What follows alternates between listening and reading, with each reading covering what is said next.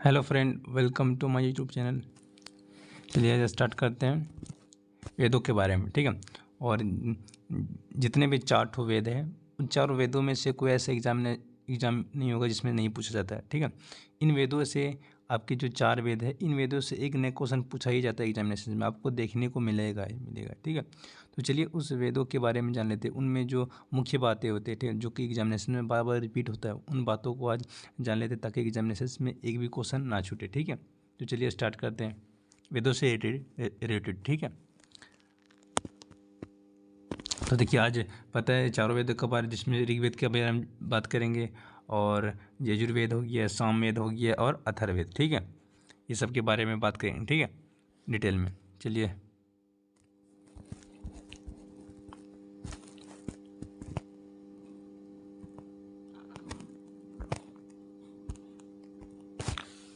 देखिए ऋग्वेद के, सॉरी, सबसे पहले चलते स्टार्ट करते हैं ऋग्वेद। इसका जो लेखक कह सकते हो, रचयिता कौन है? विश्वामित्र। ठीक है। इसका ऋग्वेद का। अब चलिए इसमें कितना मंडल है पूछा जाता है। इसमें कितना मंडल है? उसमें 10 मंडल है, 10 मंडल है। और इसका सूक्त कितना है? तो सूक्त की संख्या होते हैं 1028, यानी 1028। और इसकी ऋचाओं की संख्या बात करें तो इसमें कितने ऋचाओं की संख्या? 10,462 ऋचाओं की संख्या है। और इसमें ऋचाओं के पढ़ने वाले को हरोत कहते हैं। ठीक है। इसको जो ऋचाएँ पढ़ते हैं उसे हरोती कहते हैं। ठीक है, इसके ऋग्वेद की ऋचाओं को पढ़ने वाले को। फिर देखिए इसमें इंपॉर्टेंट है कि इसमें जो तीसरे मंडल, यानी कि तीसरे मंडल में जो सूर्य देवता गायत्री मंत्र का उल्लेख आपको देखने को मिलता है। पूछा जाता है कि यानी कि सूर्य देवता और गायत्री मंत्र का उल्लेख आपको किस वेद में देखने को मिलता है, किस वेद में है? तो याद रखें कुछ वेद में है, वे है आपके ऋग्वेद में। ठीक है। चलिए आगे।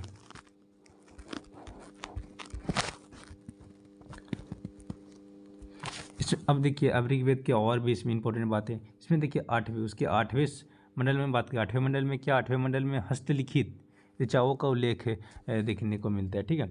जिसका हस्तलिखित लेखा, हस्तलिखित जो रुचिका में कि जो ऋचाएँ होते हैं उसका क्या, उसको कैसे कहा जाता है? खिल कहा जाता है। ठीक है। और ये आपको 8वें मंडल में देखने को मिलता है। ठीक है। और फिर देखिए, और 9वें मंडल का बात करें, 9वें मंडल में देवता सोम का जिक्र आपको मिलता है ऋग्वेद में। इंपॉर्टेंट है, बोला जाता है कि एग्जामिनेशन में कि देवता सोम का उल्लेख किस वेद में है या किस मंडल में? तो 9वें मंडल में। ठीक है। फिर चलिए 10वें मंडल। अब 10वें मंडल में देखिए 4 वर्ण, ब्राह्मण, क्षत्रिय, वैश्य तथा शूद्र। अब बोलेगा चारों वर्णों का उल्लेख होते हैं, या उल्लेख या किस मंडल में है, या किस ऋग्वेद में? अगर किस ऋग्वेद में है तो वो ऋग्वेद में, लेकिन किस मंडल में है तो कौन सा मंडल आ जाएगा? उस 10वें मंडल आ जाएगा। ठीक है। और किस वेद में बोलेगा तो वो आ जाएगा आपके पास ऋग्वेद। ठीक है, याद रखें। ठीक है। फिर नेक्स्ट चलते आगे। फिर ऋग्वेद में अगर बात करें, उसमें क्या होता है? जो अधन्य, यानी कि अधन्य मतलब यानी गाय को अधन्य कहा गया है। ठीक है। अधन्य बहुत पवित्र माना गया गाय को। ठीक है। फिर देखिए ऋग्वेद में ही वामनातार का उल्लेख किया गया। पूछा जाता है कि वामनातार का उल्लेख होते हैं किस में है? तो वो ऋग्वेद में। ठीक है। चलते हैं आगे। कुछ और भी इंपॉर्टेंट बातें ऋग्वेद में। ठीक है। अगर ऋग्वेद में बात करें, अगर इंद्र की कितना बार जिक्र किया गया है, इंपॉर्टेंट, इंद्र के मतलब बोला जाता है कि ऋग्वेद में इंद्र का कितना बार रचयिता है किसमें? ऋग्वेद में। तो कितना बार? 250 बार, यानी कि 200, यानी कि 250 जो रचना आपको देखने को मिलेगा ऋग्वेद में। ठीक है। ये इतने बार इसको उल्लेख किया गया है इंद्र को, 250 बार, 215 बार। ठीक है। और अगर बात करें अग्नि का कितना बार? 200 बार उल्लेख किया गया है ऋग्वेद में। ठीक है। बहुत ही इंपॉर्टेंट है, बोला जाता है अग्नि का कितना बार उल्लेख किया गया? 200 बार। और इंद्र का तो 250 बार। ठीक है। अब नोट, सबसे अगर प्राचीन, आपको पता ही, सबसे अगर प्राचीन अगर वेद का बात किया जाए वो तो ऋग्वेद है। सबसे प्राचीन, सबसे पुराना वेद ऋग्वेद है। ठीक है। जितने वेदों में ऐसा सबसे ज़्यादा पुराना वो ऋग्वेद है। ठीक है। अब चलते नेक्स्ट वेद के बारे में बात करते हैं। हम देखिए यजुर्वेद। यजुर्वेद, ठीक है। देखो इससे पढ़ने वाले को क्या कहते हैं, इसके पढ़ने वाले के क्या कहते हैं, अधर्यु, इसको पढ़ने वाले के अधर्यु कहते हैं, ठीक है। और देखिए इसके अगर बात करें,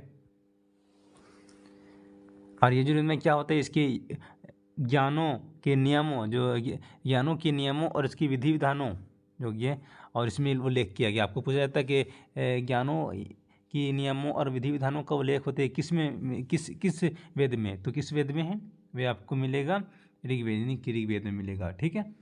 ऋग्वेद में पूछा जाता है विधि विधानों का उल्लेख किस वेद में, तो बहुत इंपॉर्टेंट।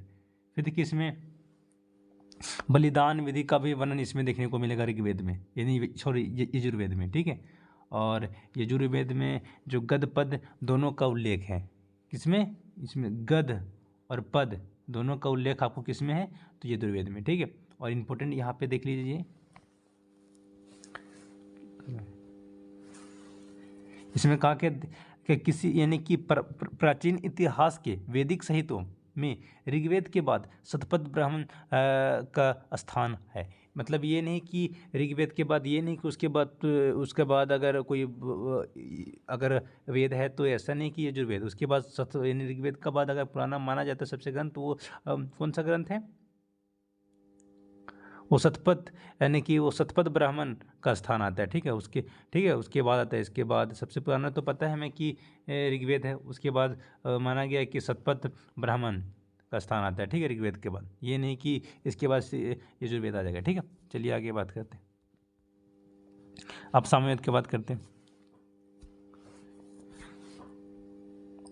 देखो सामवेद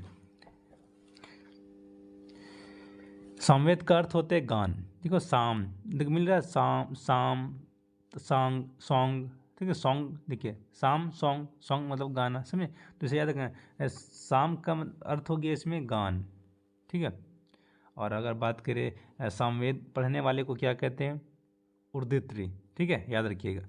और अगर सूक्त की संख्या किसमें, इसमें 1810 है, जो कि कहाँ, जो ऋग्वेद से ही लिया गया है, जितने में का सूक्त 1800 है वो ऋग्वेद का ही है, ठीक है।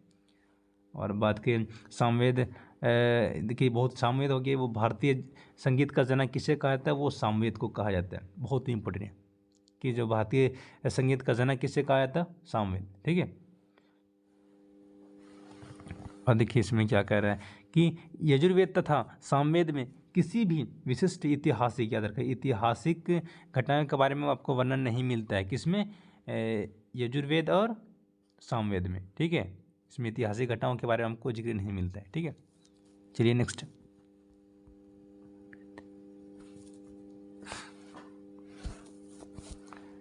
अब देखिए अथर्ववेद सबसे न्यू, सबसे लेटेस्ट अगर बोला जाए तो सबसे नया जो वेद है वो अथर्ववेद ही है, ठीक है। और इसका जो इसका रचयिता कौन है, ऋषि, यानी कि ऋषि है, ठीक है। और चलिए इसमें कुल मंत्र कितने मंत्र हैं, 731 है, ठीक है। और जो कि ऋग्वेद से भी प्राचीन है। अगर इसमें जो हमें पता है कि हमें ये तो पता है कि सबसे प्राचीन तो ऋग्वेद है माना जाता है, लेकिन याद रखिएगा कि इससे भी इसमें जो मंत्रों का उल्लेख किया गया है, लेकिन इसमें ऐसा बनाया जाता है कि इसमें ऋग्वेद के भी मंत्रों से भी ज़्यादा पुराना मंत्र होते हैं, वो आपको अथर्ववेद में देखने को मिलेगा, ठीक है। जो 731 जो मंत्र है वो ऋग्वेद से मंत्रों से भी पुराना है, ठीक है। और पद, अगर इसमें पद की संख्या बात करें तो कितना, 6000 है, ठीक है। और जो अथर्ववेद हो गया, सबसे जो पहले औषधि, यानी कि आपको जो सबसे जो पहले जो औषधि का अगर बोला जाए, अगर आपको प्रमाण मिला है या आपको उसके बारे में देखने को मिला, तो किससे, अथर्ववेद से ही आपको सबसे पहले औषधि का प्राप्ति हुआ, ठीक है। औषधि मतलब समझ रहे हो, मेडिसिन वगैरह। फिर देखिए इसमें मनुष्य की विचार तथा अंधविश्वास का विवरण मिलता है, यानी कि अगर मानव की घटनाएं के बारे में बात करें, ठीक है, उनके रहन सहन वगैरह, आपको इसमें सब कुछ मिला, कृषि वगैरह कुछ मिला, मानव से रिलेटेड सब कुछ इसमें आपको अथर्ववेद में देखने को मिलेगा, ठीक है। क्योंकि ये लेटेस्ट, यानी कि कह सकते हैं ये सबसे बाद का अगर कोई वेद आता है तो अथर्ववेद यह सबसे नया है, ठीक है। जिसमें से मनुष्य के बारे में इसमें उल्लेख आपको ज़्यादा मिलता है, उसकी अंधविश्वास हो गया, उसके मनुष्य के रहन सहन के बारे में इसमें आपको देखने को मिलेगा, ठीक है। और इम्पोर्टेंट ये है कि देखिए इनमें क्या मानव जीवन के, बोले मानव जीवन के सभी पक्षों यानी कि उसके पहलुओं को बारे में देखने को मिलेगा। ठीक है, जो मानव एक्टिविटीज़ जो करते हैं, ठीक है, कि कृषि करते हैं और भी बहुत से ऐसे करते हैं जो कि आपको अथर्ववेद में ही देखने को मिलेगा। ठीक है, चलिए नेक्स्ट और देख लेते हैं अथर्ववेद के बारे में।